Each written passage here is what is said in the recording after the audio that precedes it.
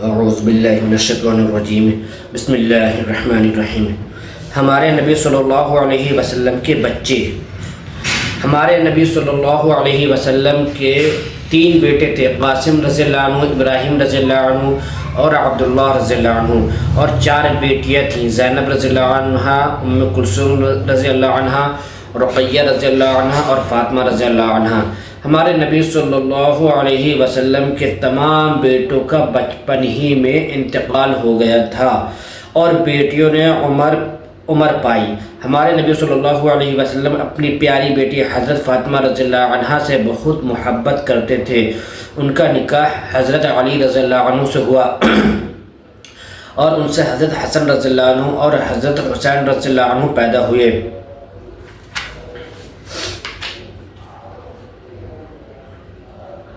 آسان دین، اللہ تعالیٰ کے حکم اور نبی صلی اللہ علیہ وسلم کے طریقے پر زندگی گزارنے کو دین کہتے ہیں۔ ترغیبی بات، حدیث، حضور صلی اللہ علیہ وسلم نے فرمایا، دین آسان ہے۔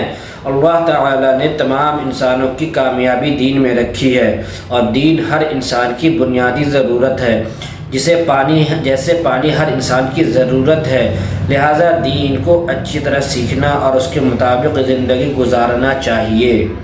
اللہ تعالیٰ نے دین کو اتنا آسان بنایا ہے کہ ہر ایک اس پر عمل کر سکتا ہے۔ دین کے 5 شعبے ہیں: ایمانیات، عبادات، معاملات، معاشرت اور اخلاقیات۔ جب ان 5 شعبوں کے ساتھ کامل دین زندگی میں آئے گا تو اللہ تعالیٰ کی طرف سے کامیابی کا وعدہ پورا ہوگا۔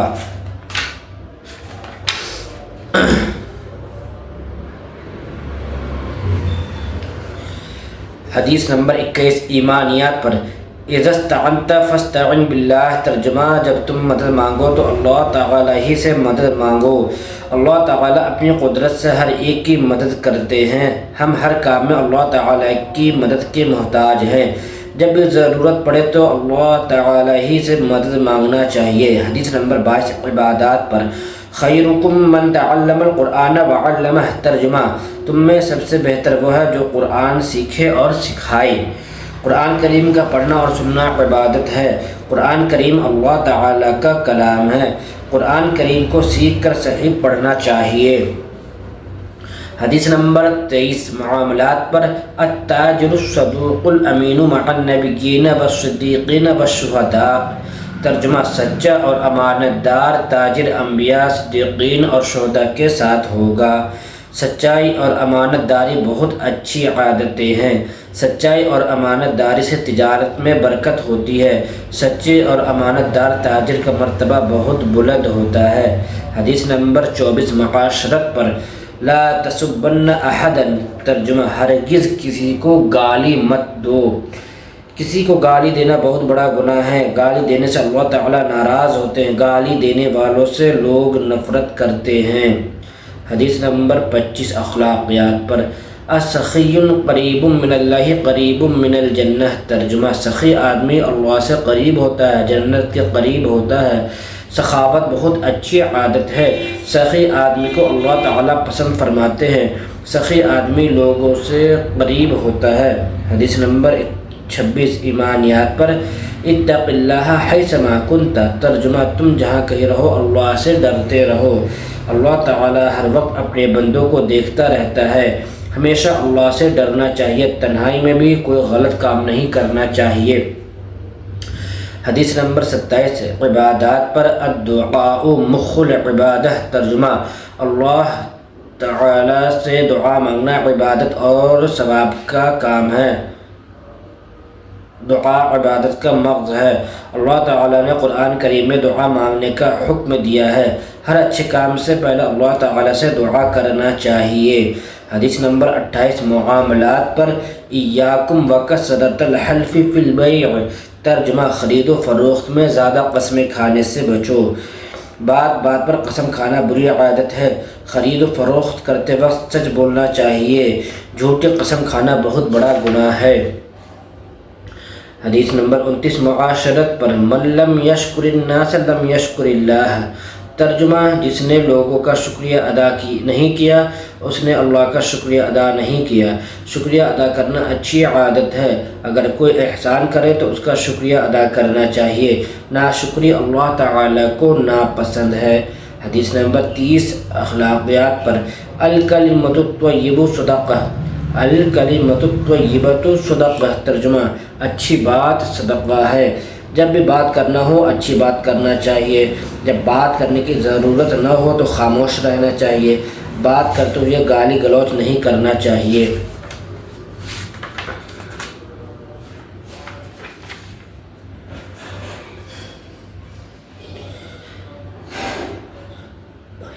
اردو ہندوستان میں عام زبان کو اردو کہتے ہیں۔ اردو میں بہت اچھی پیاری زبان ہے۔ اس زبان میں ہمارے بزرگوں نے بہت اچھی کتابیں لکھی ہیں، قرآن حدیث کی باتوں کو وضاحت کے ساتھ بیان کیا ہے، اور اسلام میں تعلیم کی بہت آسان انداز میں سمجھایا ہے۔ ان باتوں کو پورے طور پر ہم اسی وقت سمجھ سکیں گے جب کہ اس زبان کو سیکھ لیں گے اور اردو لکھنا پڑھنا آ جائے گا۔ اس لیے اردو زبان کا سیکھنا بھی ہمارے لیے بہت ضروری ہے۔ خوب محنت سے اور جی لگا کر اردو زبان سیکھو اور اردو پڑھو، اردو لکھو اور اردو بولو۔ حضرت آدم علیہ السلام سب سے پہلے انسان۔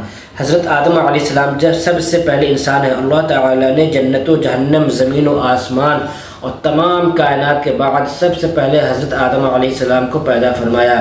زمین پر بسنے والے تمام انسان، چاہے گورے ہوں یا کالے، امیر ہوں یا غریب، اس ملک میں پیدا ہوئے ہوں یا کسی اور ملک میں، سب بھائی بھائی ہیں، اس لیے سب حضرت آدم علیہ السلام کی اولاد ہیں۔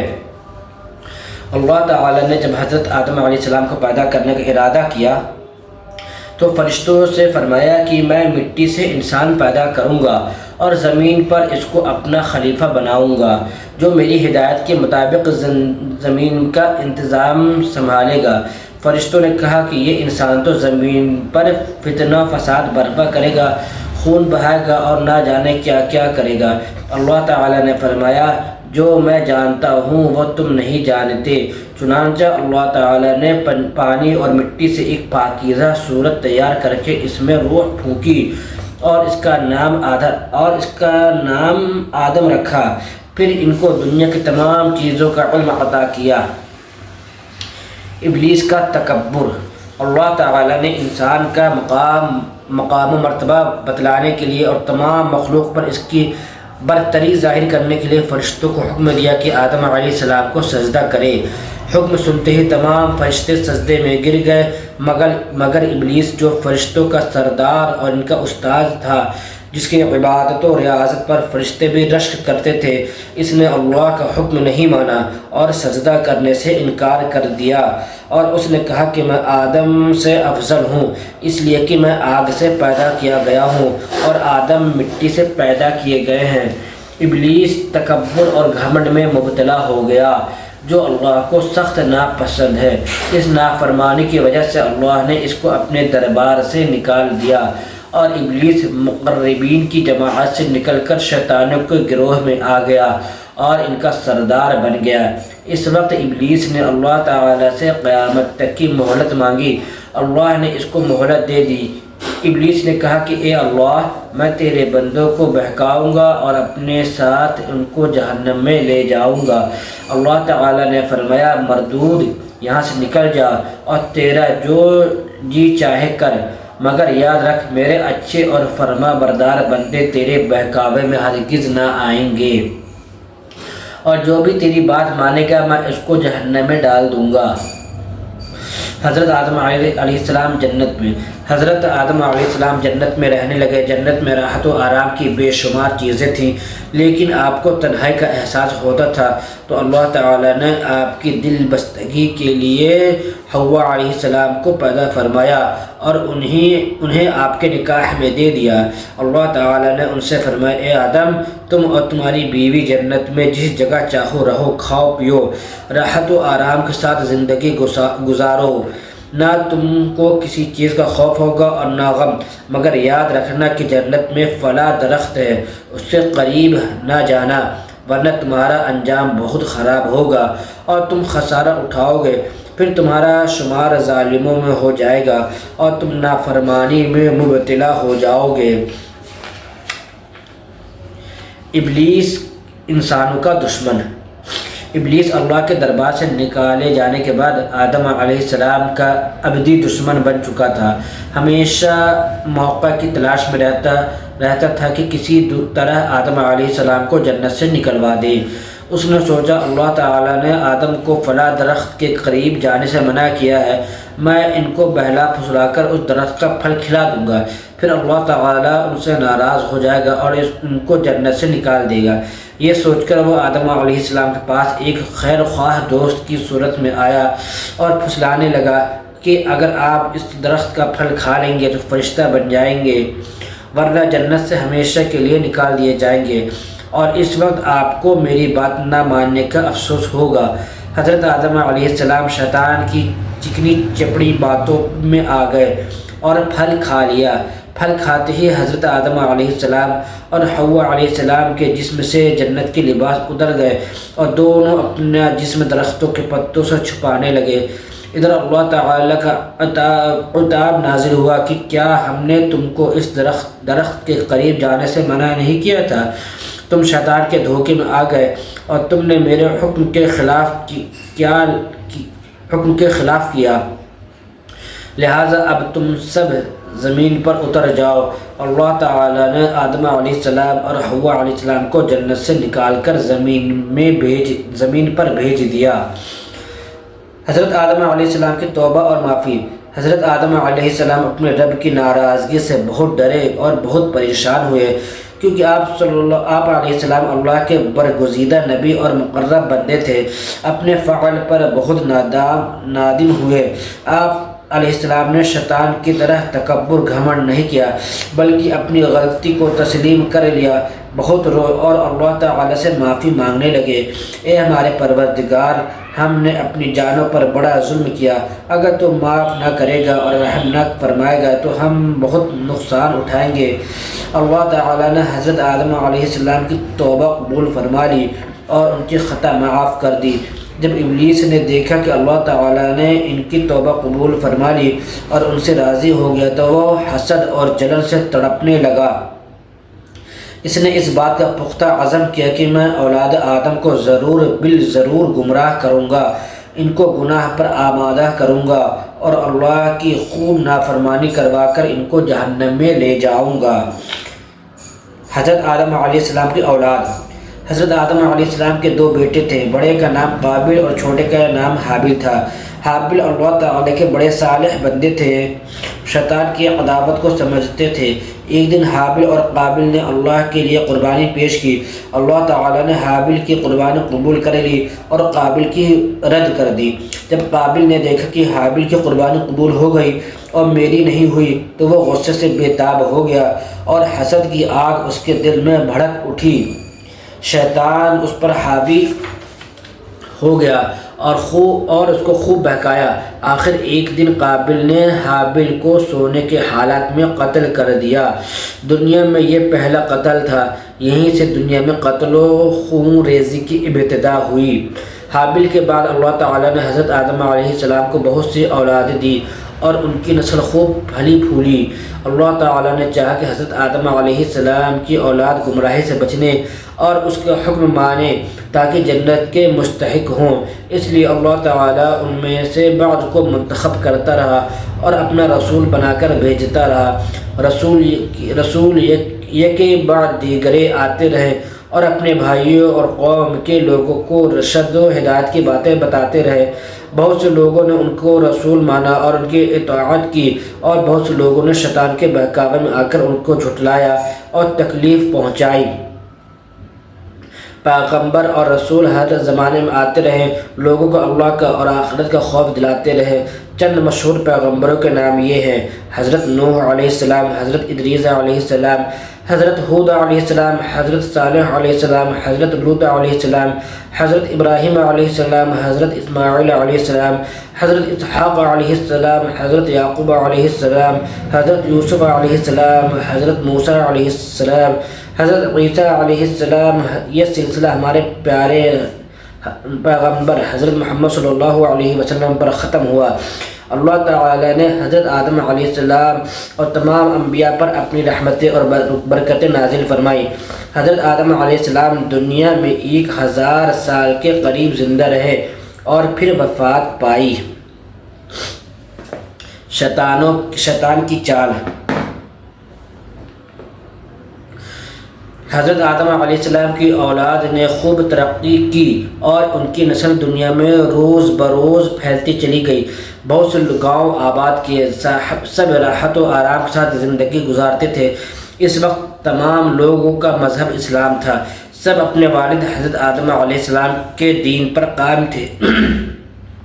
شیطان اور اس کی اولاد کو یہ بات بڑی گراں گزری کہ آدم علیہ السلام کی اولاد دنیا میں راحت و آرام سے اللہ کی اطاعت میں زندگی گزارے اور مرنے کے بعد جنت میں داخل ہو کر چین و سکون سے رہیں۔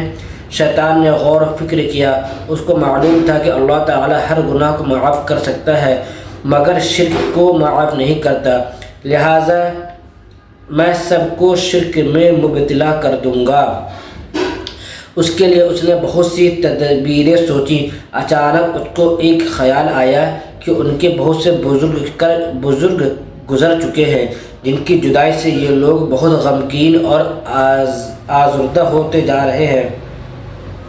کیوں نہ میں آدم کی اولاد کو انہیں بزرگوں کی عقیدت کا جھانسا دوں اور رفتہ رفتہ انہیں شرک تک پہنچا دوں۔ چنانچہ شیطان نے ان سے جا کر کہا، تمہارے فلاں فلاں بزرگ کیسے تھے؟ انہوں نے کہا، وہ تو بہت صالح لوگ تھے، اللہ کے برگزیدہ بندے تھے۔ شیطان نے کہا، تم چاہو تو ان کو دیکھ سکتے ہو۔ انہوں نے کہا، کیسے؟ شیطان نے کہا کہ تم ان بزرگوں کی تصویریں بنوا لو اور ہر روز صبح انہیں دیکھا کرو، تمہارے دلوں کو سکون ملے گا۔ ان کو شیطان کی یہ رائے بہت بھائی اور انہوں نے بہت سے بزرگوں کی تصویریں بنا لیں۔ روز آنا صبح کے وقت ان کی زیارت کرتے اور خوش ہوتے اور ان کا احترام کرتے۔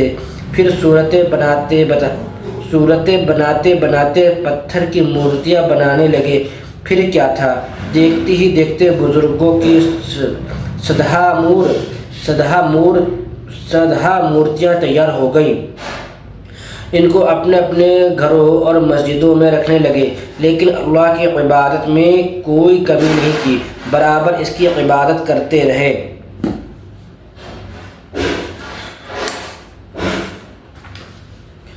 عقیدت سے پرستش کی طرف۔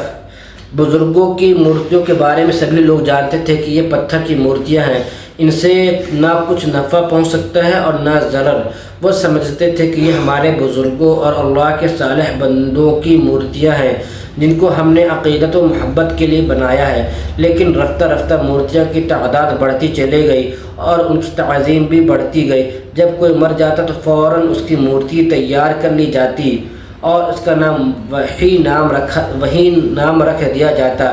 پھر جب ان کی نئی نسل آئی اور انہوں نے دیکھا کہ ہمارے بڑے ان مورتیوں کی بہت تعظیم کرتے ہیں تو وہ بھی تعظیم کرنے لگے، ان کو چومتے اور ان کے آس پاس آ کر دعائیں مانگتے۔ ان کی اولاد ان سے آگے بڑھ گئی اور وہ مورتیوں کے سامنے سر جھکانے لگے، یہاں تک کہ دھیرے دھیرے وہ سب بتوں کی پرستش کرنے لگے، ان کے سامنے سجدے کرتے اور ان کے نام پر قربانی کرتے۔ اس طرح تصویریں، مورتیاں اور پھر مورتیاں معبود بن گئی۔ بالآخر شیطان اپنے مقصد میں کامیاب ہو گیا اور انسانوں کی بت پرستی میں ملوث کر دیا۔